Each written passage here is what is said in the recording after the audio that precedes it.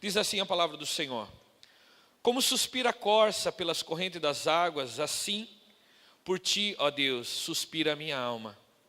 A minha alma tem sede de Deus, do Deus vivo. Quando irei e me verei perante a face de Deus? As minhas lágrimas têm sido o meu alimento dia e noite, enquanto me dizem continuamente: o teu Deus, onde está? Lembro-me dessas coisas e dentro de mim se me derrama a alma, e como passava eu com a multidão de povo e os guiava em procissão à casa de Deus, em gritos de alegria e louvor, multidão em festa. Porque está batida, ó minha alma, porque te perturbas dentro de mim? Espera em Deus, pois ainda o louvarei, a Ele, o meu auxílio e Deus meu. Sinto abatido dentro de mim a minha alma. Lembro-me, portanto, de ti nas terras do Jordão e no monte Hermon e no outeiro de Mizar. Um abismo chama outro abismo, ao fragor das tuas catadupas. Todas as tuas ondas e vagas passaram sobre mim. Contudo, ó Senhor, durante o dia, me concede a sua misericórdia, e à noite comigo está o seu cântico, uma oração ao Deus da minha vida. Digo a Deus, minha rocha: por que te olvidastes de mim?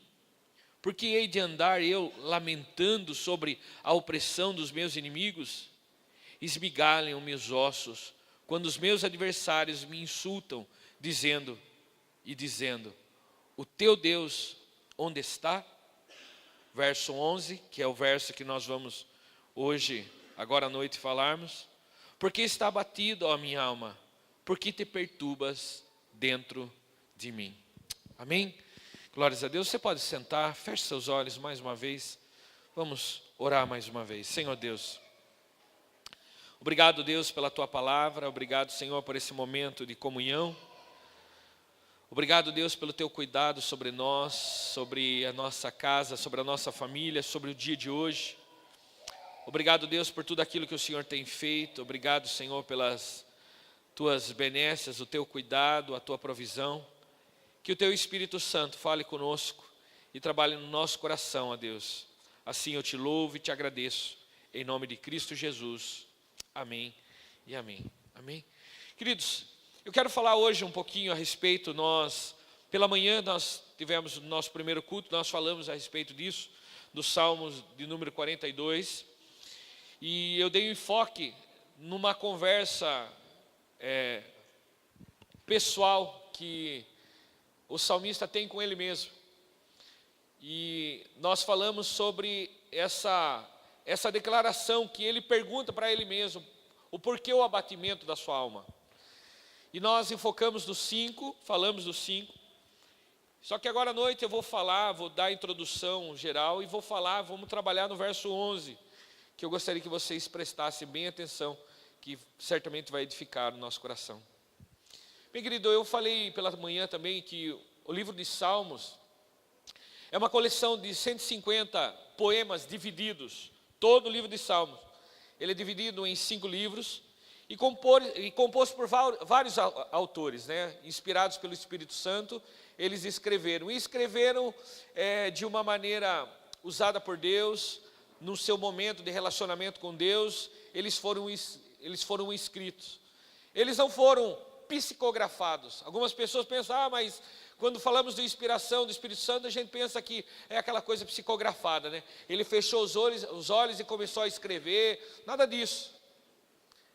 Os salmos, eles foram inspirados, os autores, todos os autores, na sua vida e no seu relacionamento com Deus, eles foram movidos a escrever as coisas, eles foram movidos a escrever aquilo que consta. E os salmos, eles foram escritos por Davi, alguns atribuídos a Davi, alguns atribuídos no seu período de reinado, outros a Moisés, outros aos filhos de Coré, e diversos outros autores que nós podemos encontrar. E os salmos, eles abrangem cerca de 9 a 10 séculos que os salmos foram escritos. Alguns eruditos dizem e acreditam que os salmos foram escritos muito mais do que isso. Mas é interessante pensarmos dessa forma, né, que foi entre 9 e 10 séculos que foi para ser escrito os salmos. E grande parte dos salmos também foram escritos no período de cativeiro, no período onde o povo vivia unido entre, não era dividido o reino de Judá e o reino do sul, né, o reino do norte e o reino do sul, mas era um reino só. E nesse período foram escritos muitos dos salmos e depois também babilônico e pós-babilônico. Nesses períodos e nesses contextos foram escritos.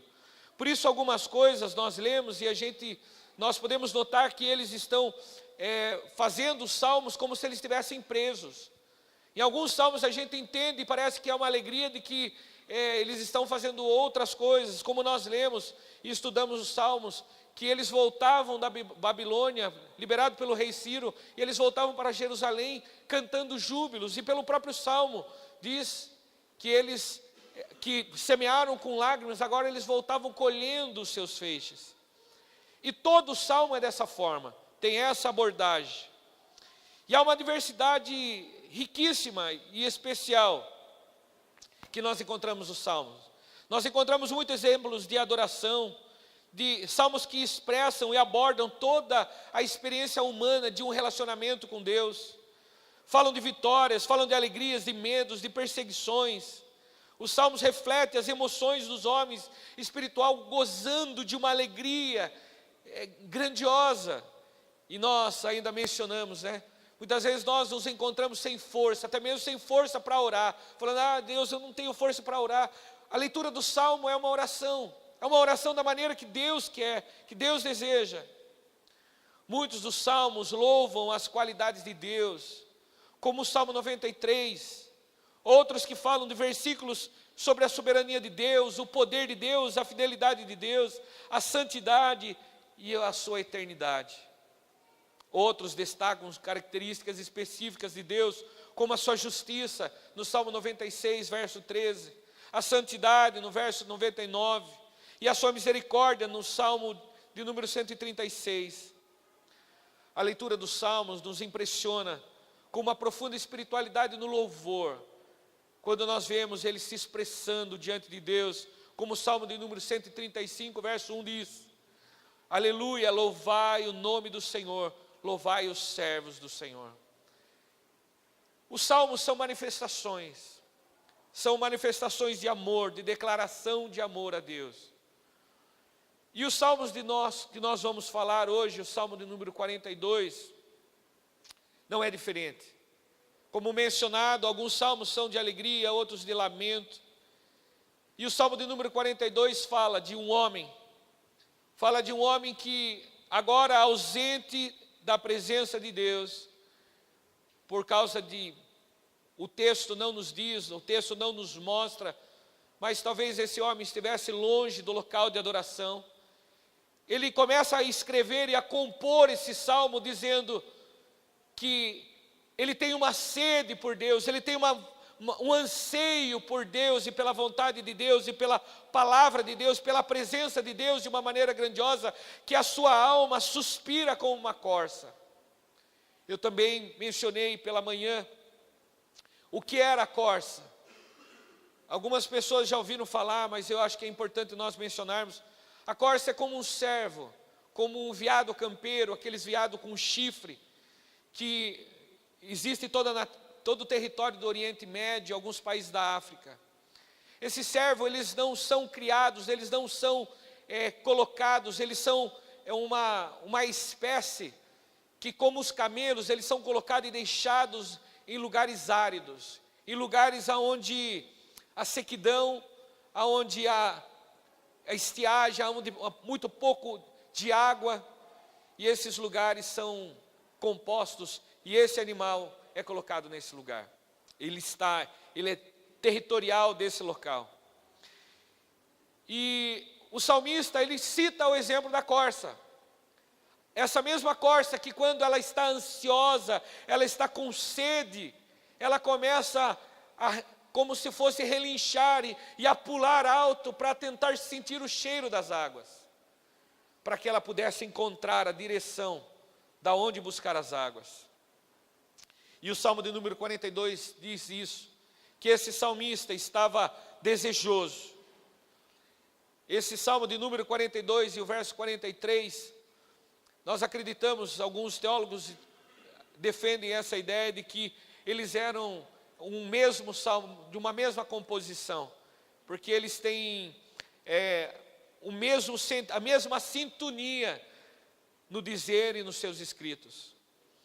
E o Salmo 42, ele é motivo de estudo de muitos, que acreditam que a forma literária pela qual ele foi escrito, talvez ele tenha escrito de uma única forma, e depois, na divisão dos livros, eles foi colocado capítulo 42 e capítulo 43.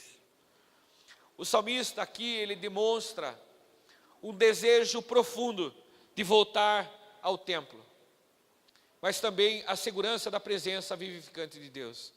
Um contexto que nós precisamos compreender, queridos, é que hoje nós temos como prática da nossa vida cristã irmos até a igreja. E hoje muitos cultivam e têm esse relacionamento com Deus baseado nisso, indo até o lugar de adoração, a casa de oração, para que se façam orações, para que esse lugar conhecido como lugar de orações, ele possa ser dedicado e colocado diante de Deus as nossas orações, as nossas petições. Mas é diferente num contexto hebraico. No contexto hebraico, nós encontramos todos os salmos e muitos versos, e o Antigo Testamento, em grande parte dele, mostra que havia uma peregrinação por toda Israel, em direção ao lugar de adoração. O lugar de adoração, Jerusalém, era um lugar onde todos os homens, pelo menos uma vez por ano, iam até para aquele lugar, porque aquele lugar representava a presença de Deus manifesta no lugar. Assim foi também na época dos tabernáculos, quando o povo de Deus se deslocava de um lado para o outro, na tenda do tabernáculo, e ali eles iam e estavam nos desertos, e ali eles, através da Arca da Aliança, eles representava a manifestação e o relacionamento de Deus e o homem. Depois de um tempo, quando foi construído o templo, o primeiro templo, toda Israel colocou e olhou para Jerusalém como lugar de adoração. E todo mundo representava para a sua fé, para a sua cultura, representava para aqueles que serviam a Deus. Há uma grande importância, não somente cultural, mas no seu cultivar de relacionamento de fé com Deus, para que eles fossem para Jerusalém e ali adorar. E esse salmista, o salmo que nós acabamos de ler, ele se faz exatamente nesse contexto. Imagine alguém que foi criado sobre essa mentalidade, sobre esse contexto, ele se sentindo longe, dizendo: Senhor, do mesmo modo que a corça, esse animal, que quando ele está com sede, ele começa a pular, ele começa a buscar a direção, ele fica desesperado, porque ele quer a presença, ele quer descobrir onde está a água. Assim está a minha alma, porque eu estou longe do lugar de adoração. Assim está a minha alma está sedenta por Deus, porque eu queria estar lá. Por algum motivo eu estou impedido e eu não posso estar lá. E a minha alma está com sede, e uma sede profunda de Deus, da presença de Deus, da presença vivificante de Deus. E nós encontramos esse texto, ele dizendo que ele está como a corça que suspira, ele está ansioso, ele está desejoso. E o verso 2 ele mostra, falando: a minha alma tem sede de Deus, do Deus vivo. Eu tenho uma sede profunda de Deus. Eu quero passar rapidamente apenas uma palha do que nós falamos no verso 5, que foi o diálogo pela manhã. O verso 5 demonstra algo muito interessante. De tudo que nós lemos, ele dizendo que ele lembra das coisas, ele ainda se lembra de quando ele juntava as multidões e levava essa multidão até Jerusalém para adorar a Deus. O Salmo diz que mostra que ele está relembrando esse momento. É um momento de alegria para ele relembrar quando ele ajuntava outros e ia para o lugar de adoração. Verso 4 fala a respeito disso. Mas o 5 fala de algo muito interessante, que diz o seguinte: por que está batida a minha alma? Espera em Deus, pois ainda o louvarei a Ele, meu auxílio e Deus meu. Esse verso 5 é algo muito corriqueiro e algo que acontece até mesmo com nós nos dias de hoje. Esse é um diálogo que o salmista está tendo com ele mesmo. Filhos de Corá, provavelmente um deles, talvez o mais velho que tenha vivenciado e tenha visto a descendência deles, está escrevendo de algo de um relacionamento com Deus e que agora ele está tentando pregar para ele mesmo.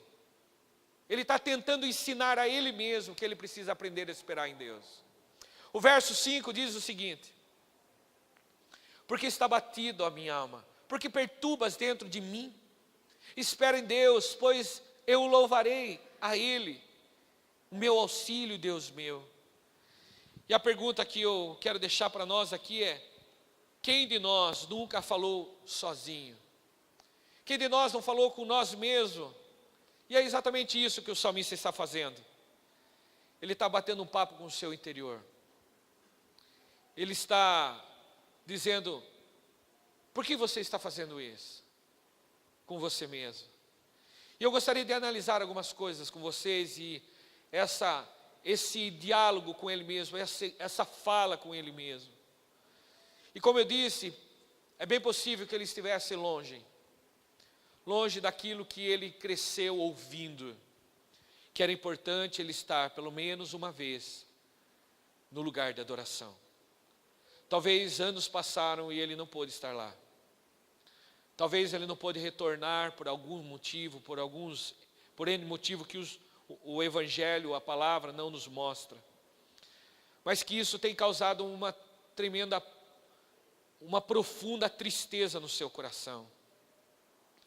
Embora o texto nos diz, a palavra de Deus nos diz que Deus não é um Deus criado e Ele não habita em templos feitos por mãos humanas, mas aqui Ele está demonstrando que Ele tem um grande desejo, e o seu desejo é tão profundo quanto a corça, quanto a sede da corça. E o interessante é que quando nós pensamos no contexto de corça, nós pensamos e olhamos para essas campinas que nós temos, lugar gramado, cheio de água, espalhado por lugares onde forem. E aí a gente imagina esse animal andando e de repente, eu estou com sede, deixa eu buscar um canto para beber água. Não é dessa forma. Esse animal estava num lugar seco. Esse animal, ele vivia num lugar seco. Ele se debandava e de repente batia a sede e ele entrava em desespero. E o desespero era tão grande que ele bramava alto, porque ele queria encontrar a água. E o salmista não usa isso à toa. O salmista não usa o exemplo da corça à toa. É exatamente isso que ele está expressando, que a alma dele está sedenta como um lugar que não pode saciá-lo. Ele está num lugar onde que ele pode olhar para todos os lados, não há o que o sacie. Ele continua cada dia com mais sede. Mas uma coisa que nós precisamos entender é que a nossa vida e a maneira pelo qual ele apresenta a sede é um motivo muito simples e singular. Porque a sede, ela é algo diferente, não é algo que depende de nós. Quando a declaração dele ele diz o seguinte: a minha alma tem sede de Deus, a gente pode se perguntar e a gente ler o texto rapidamente e falar: mas por que ele está falando que a minha alma tem sede? Ele não pode falar que a alma tem fome, que ele deseja muito, que ele quer muito a presença de Deus. Por que ele usa o termo sede? Uma coisa que nós precisamos entender é que a sede não tem nada a ver com uma opção de escolha, de você querer ter sede ou não. A sede, quando ela vem, ela bate, você tem sede, a única coisa que você precisa fazer para saciar a sede é tomar da água. Você não adianta, por mais que você tenha sede, está morrendo de sede, você fala: não, eu vou optar, eu não quero beber água, eu não vou optar por não ter sede. Foge do teu controle. A sede acontece. E ele colocou a sede que ele tem sede de Deus por causa disso. Porque não é uma opção para ele servir a Deus ou não. Não é uma opção para ele buscar, desejar a Deus ou não. Ele tem sede por Deus. Acontece na vida dele. Ele quer Deus, ele se sente insaciável, ele precisa de Deus. Ele precisa estar com Deus, ele precisa andar com Deus, ele precisa se relacionar com Deus. Do mesmo modo que a sede, ela só é abatida, ela só é sanada quando tomado água. Ele está dizendo, e o resto do texto nos mostra, que ele para lembrar lá no passado, que quando ele ajuntava as pessoas e falava, vamos em direção ao lugar de adoração. A sua mente está sendo alimentada por esses desejos desenfreados do seu relacionamento do passado com Deus. Mas ele não está com sede de Deus porque ele escolheu ter sede de Deus. Ele está com sede de Deus porque o relacionamento que ele teve com Deus gerou essa sede nele. Nós não escolhemos ter sede, nós não escolhemos ter fome, acontece na nossa vida. E aqui, quando nós vemos esse salmista dizendo isso, Senhor, eu tenho sede. Isso demonstra uma inteireza de coração. Ele estava dizendo em outras palavras, Senhor, se eu não beber dessa água, eu vou morrer. Senhor, se eu não me saciar em Ti, não tem esperança mais para a minha vida, eu não vou conseguir andar. Talvez alguém possa falar, pastor, mas é muito exagerado, pastor. Que isso? Deus nos criou para a gente viver a nossa vida. Agora a gente é escravo de Deus agora. A gente fica amarrado em Deus dessa forma que eu não consigo viver sem Deus. Ai, que coisa absurda, pastor. Existem muitas vezes e muitas maneiras que nós podemos acreditar e pensar que nós servimos e vivemos o nosso cristianismo. Existe a nossa maneira de acreditar que vivemos o cristianismo e existe a maneira pelo qual a palavra de Deus diz que o cristianismo deve ser vivido. A maneira pela qual a palavra de Deus fala que nós devemos viver para Deus é dessa forma, num relacionamento tão profundo com Ele, que nós passamos a ter sede por Deus. Nós passamos a viver numa inteireza de coração, com um desejo profundo de conhecer Deus. De como a corça, desesperada, andando no lugar seco de um lado para o outro, não encontrando esperança em nada, nada sacia a sua alma. Ele quer água, pode aparecer um monte de coisa, pode aparecer uma outra caça, que ele como predador tentar pegar, não, mas não importa para ele quer água. O desejo dele profundo, da sua alma é água. O que o salmista está dizendo é o seguinte, olha, muitas coisas podem vir sobre a minha vida, mas tudo isso é secundário, porque eu tenho sede de Deus. A minha sede é absoluta por Deus. O que me tira o sono, o que me deixa perturbado, o que me deixa desnorteado é saber que eu vivi um relacionamento muito profundo com Deus no passado e hoje eu não posso. É isso que ele está dizendo. Ele está dizendo que ele viveu tão estreito com Deus e que naquele momento a única coisa e a resposta e o resultado da sua sede é escrever esse salmo dizendo, Senhor, eu tenho sede do Senhor. Eu não sei o que fazer para saciar mais isso. Ao ponto de no verso 5 ele se perguntar, por que está batido a minha alma? Por que você está desesperado? E nós vamos falar a respeito disso. Ou porque muitas vezes a nossa alma está com sede e nós estamos perambulando, andando de um lado para o outro, tentando beber alguma coisa que nos sacie, mas absolutamente nada nos sacia. Nada nos sacia.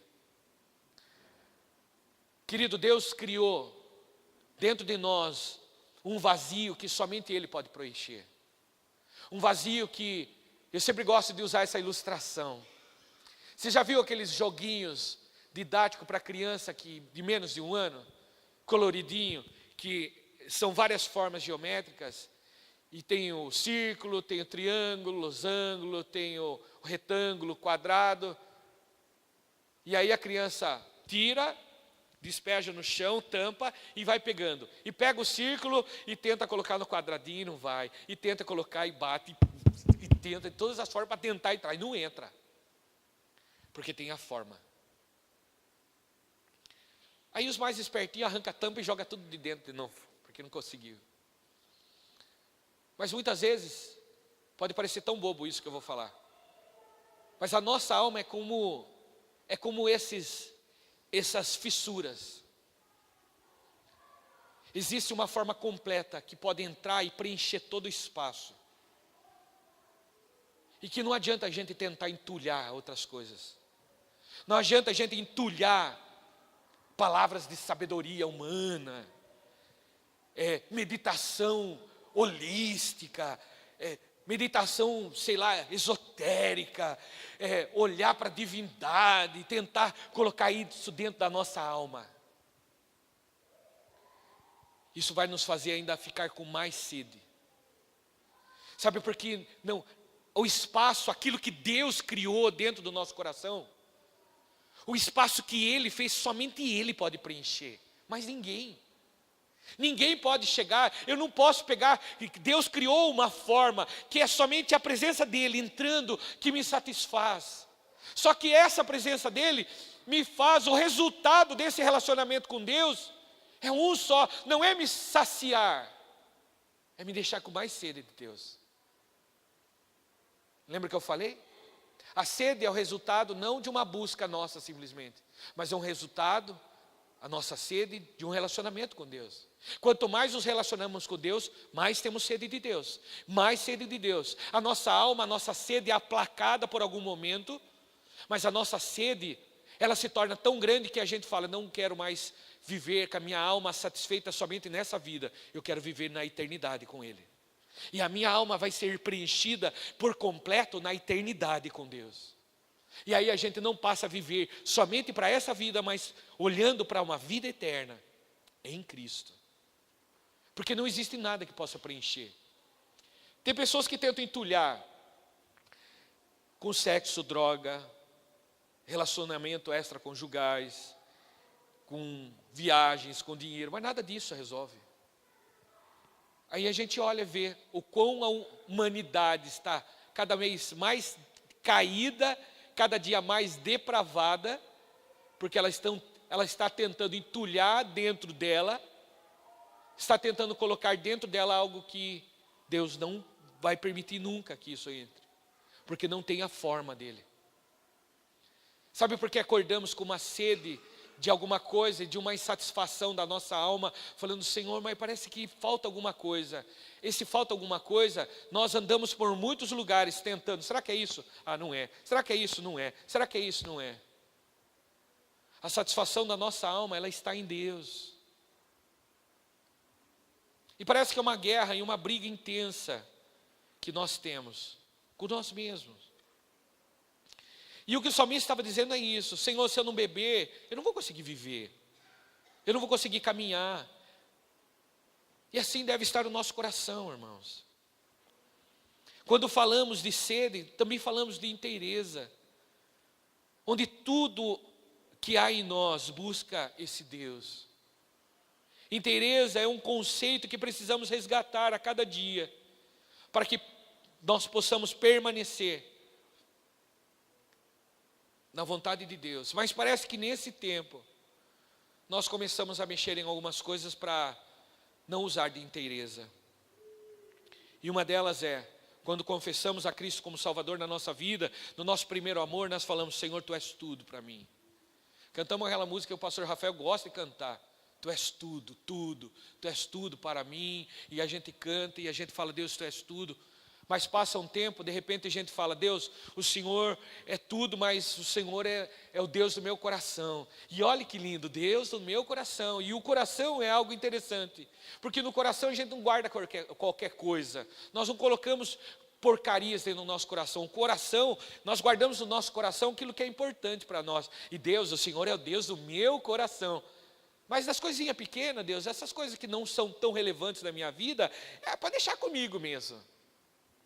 Aí depois a gente fala, olha Senhor, o Senhor é o Deus da minha igreja, o Senhor é o Senhor e eu sou um cristão convicto, sou um evangélico, eu sou um servo do Senhor, e há alguém que fale mal do Senhor para mim que eu brigo, porque eu sou um cristão convicto, o Senhor é o que prega na minha igreja lá, é isso que eu acredito. Mas com o tempo, as coisas vão fazendo e nós vamos tomando e falando que o Senhor é agora Deus da nossa razão.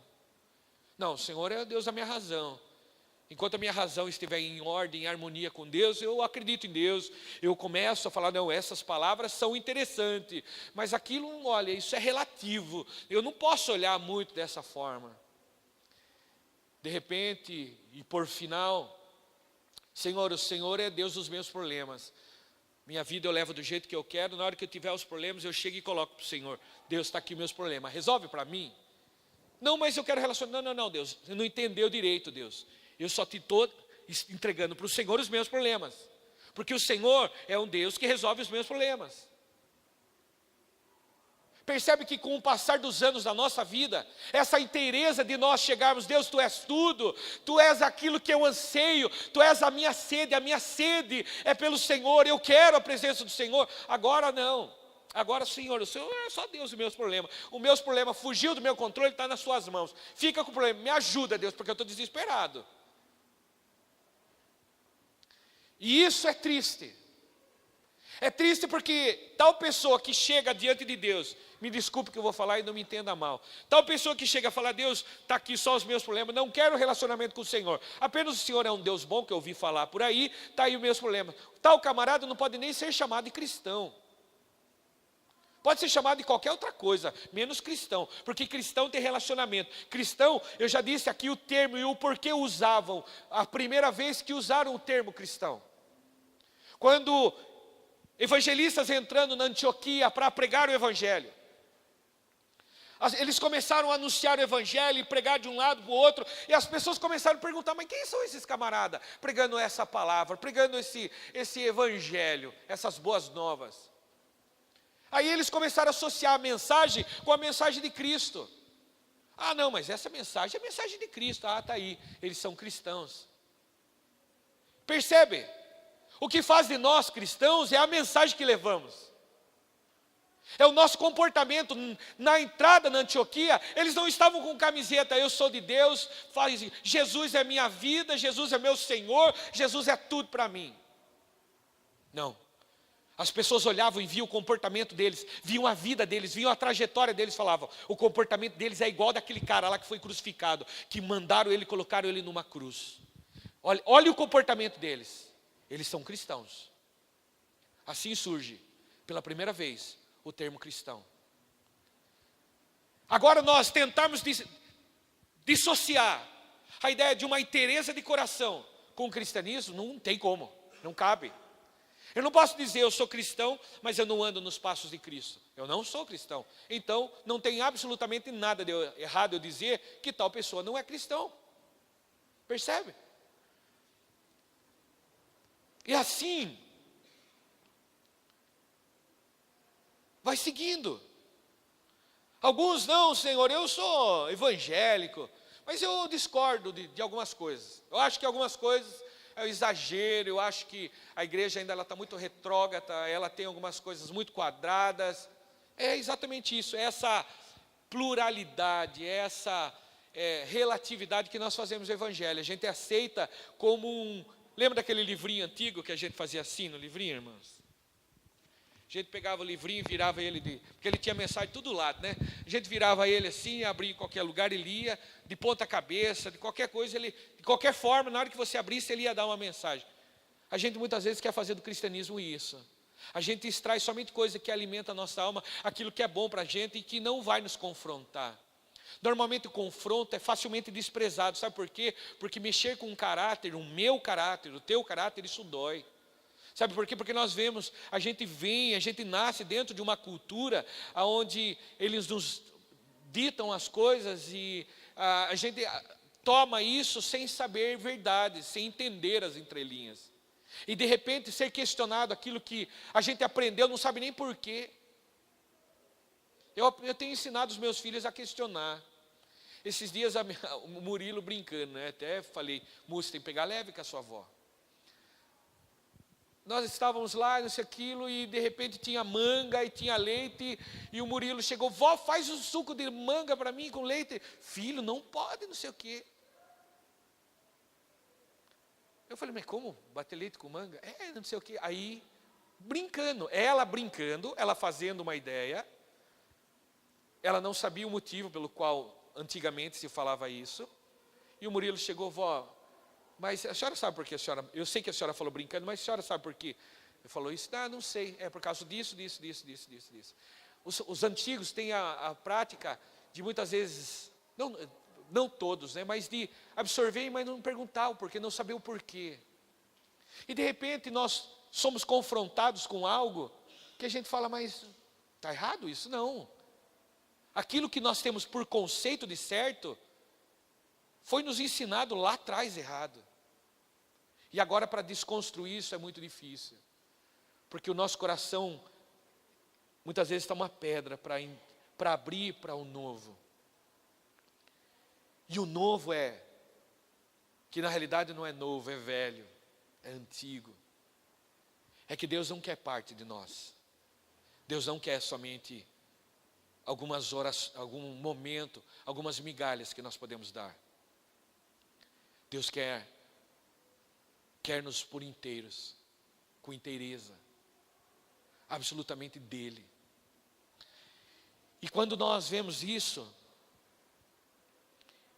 nós entendemos que tudo que a palavra diz, que nós nos identificamos, nós aceitamos, mas muitas delas não, porque nós passamos a relativizar as coisas.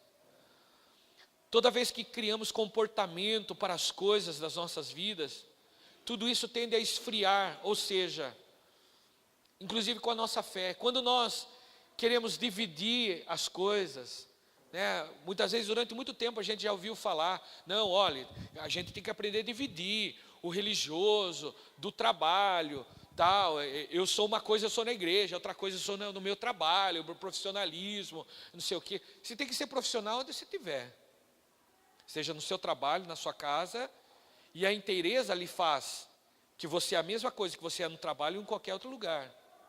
O cristão, o bom cristão que você dá exemplo na sua casa, na igreja, é o que você dá no seu trabalho. O cristão, abre aspas aqui, não tem vida secular. A maior bobagem inventada pelo mundo gospel aí é que o cristão tem vida secular. Nós não temos vida secular. Os cristãos, eles não eram 12 horas cristãos e o restante das horas eles viviam a vida secular deles. Nós somos cristãos aonde formos. Nós precisamos expressar a glória de Deus, a graça de Cristo em qualquer lugar. As pessoas precisam ver o nosso brilho, aquilo que não é nosso, aquilo que é de Cristo em nós, no nosso trabalho, ao ponto de chegar e falar: viu, o que há de você, camarada? Tem algo muito lindo em você. Tem algo muito bonito em você. E você, por quê? Porque o seu testemunho é o mesmo dentro da sua casa, no seu trabalho, com seus amigos, em qualquer lugar.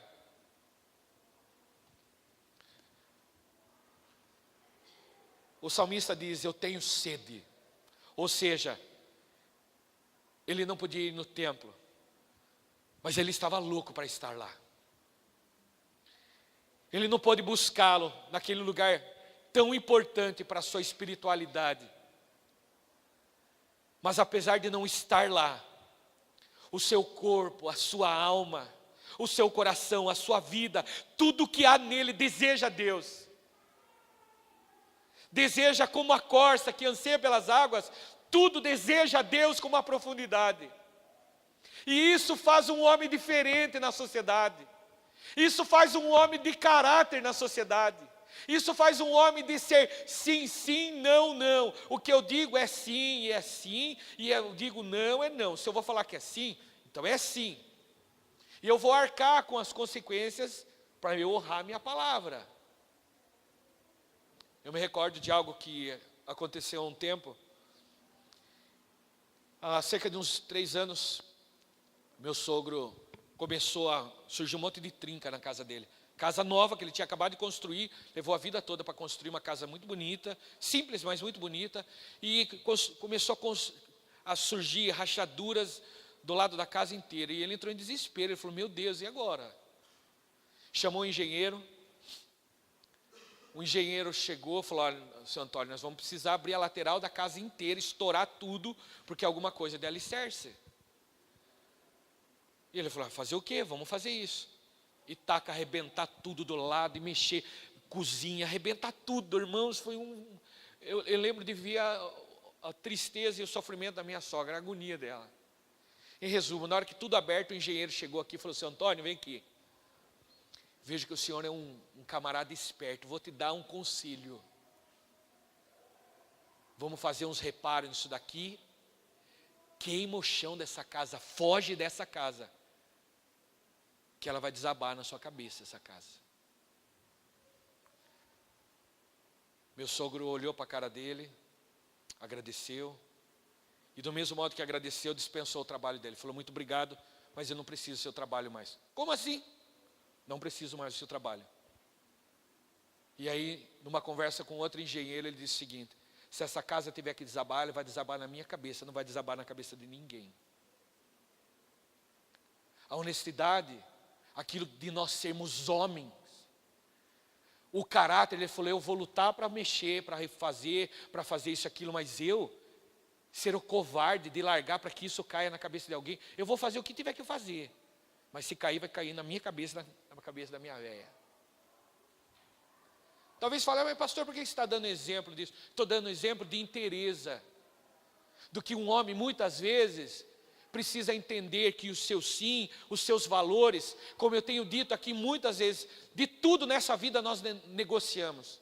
Você pode ser um bom pechinchador para negociar, para vender carro, comprar carro, isso e aquilo. Você negocia e faz aquela coisa arada toda. Você é o maior pechincheiro e faz aquela coisa. Só não pode ser desonesto nisso, né? Mas faz de tudo isso.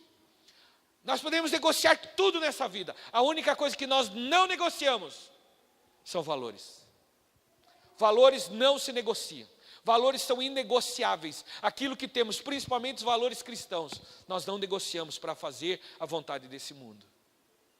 E é isso que é um homem inteireza que tem sede de Deus. Fala, Senhor, eu sei que é o Senhor, absolutamente é o Senhor que eu desejo.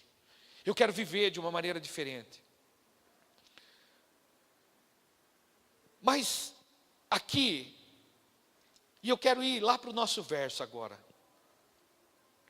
dizendo o seguinte, 42, eu quero que você acompanhe comigo, a leitura novamente desde o 6.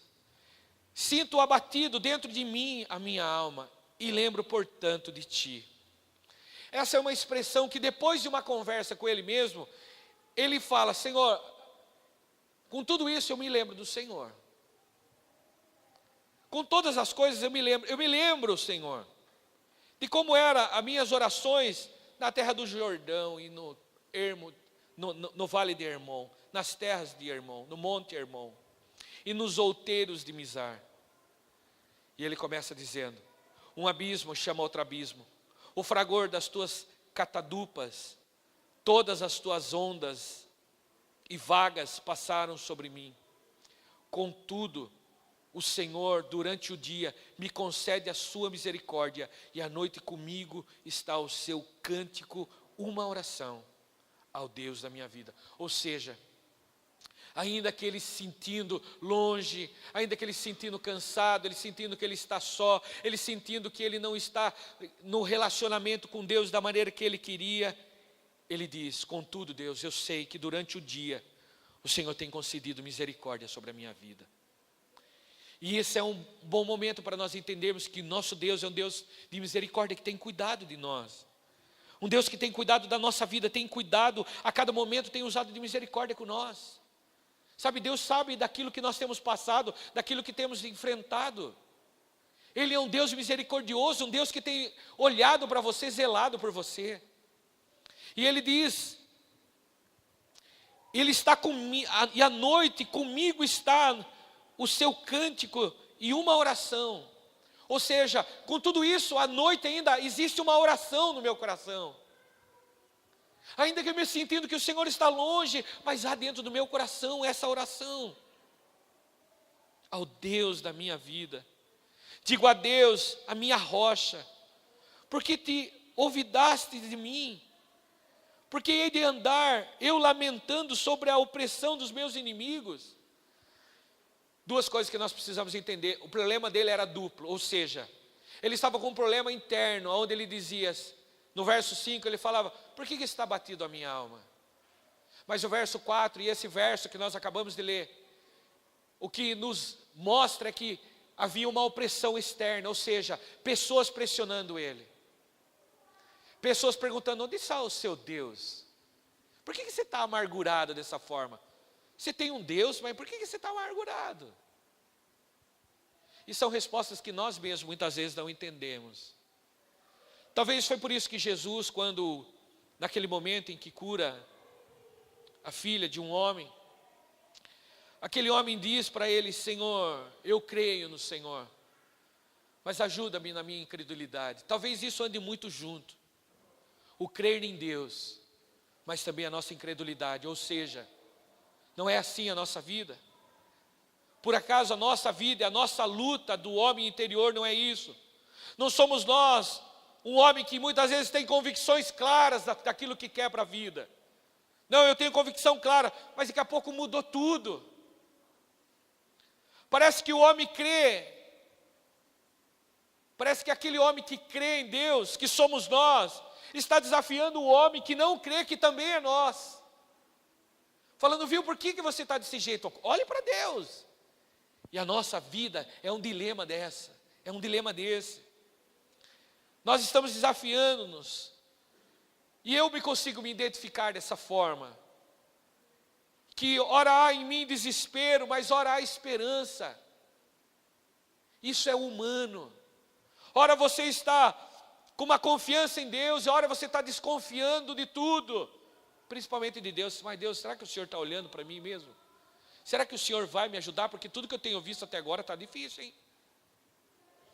Ora nós temos certezas de que Deus é um Deus do céu cuidando de nós. Ora a gente está na incerteza. Será mesmo? Será que não é convicção barata?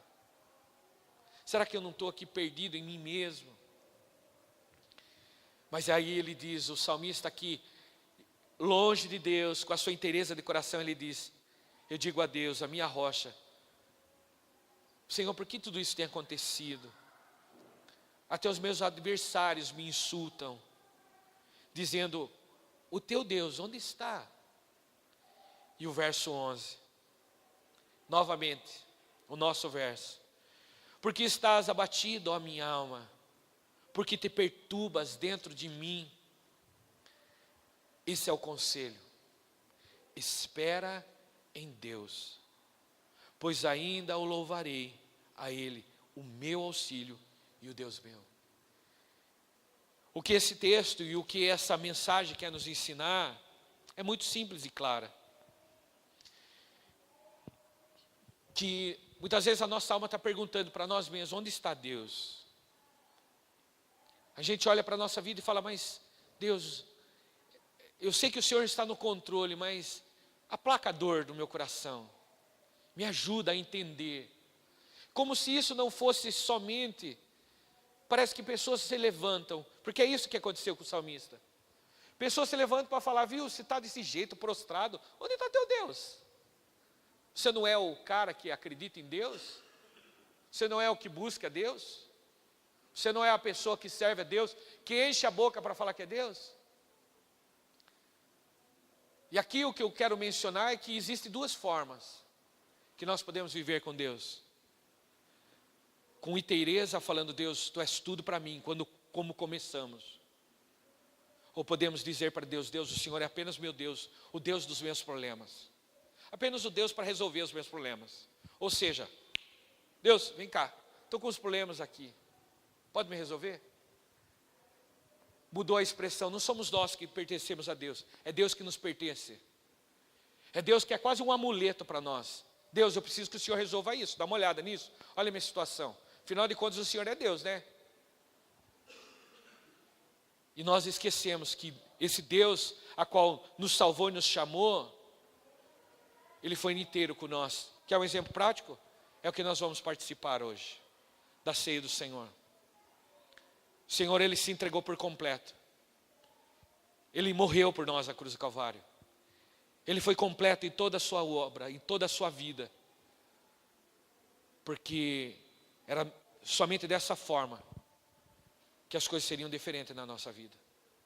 Porque dar migalhas a quem deu tudo por nós. Porque entregar a Deus apenas algumas coisinhas, ó Deus, o que eu tenho é isso, Senhor. Tem apenas aí umas horinhas e tá bom. Ou a gente falar, Deus, o Senhor é tudo para mim. E dizer como esse salmista, Senhor, a minha alma tem sede do Senhor. Eu fico alucinado, Deus, eu preciso ir. Eu preciso estar, e se eu não estou, eu preciso estar na Tua presença, eu preciso orar, eu quero ter comunhão com os meus irmãos, onde estiver ouvindo a Tua palavra, onde estiver pregando a Tua palavra, eu quero ouvir, eu preciso do Senhor. Essa é uma reflexão que nós devemos fazer. Temos Deus de que forma para nós?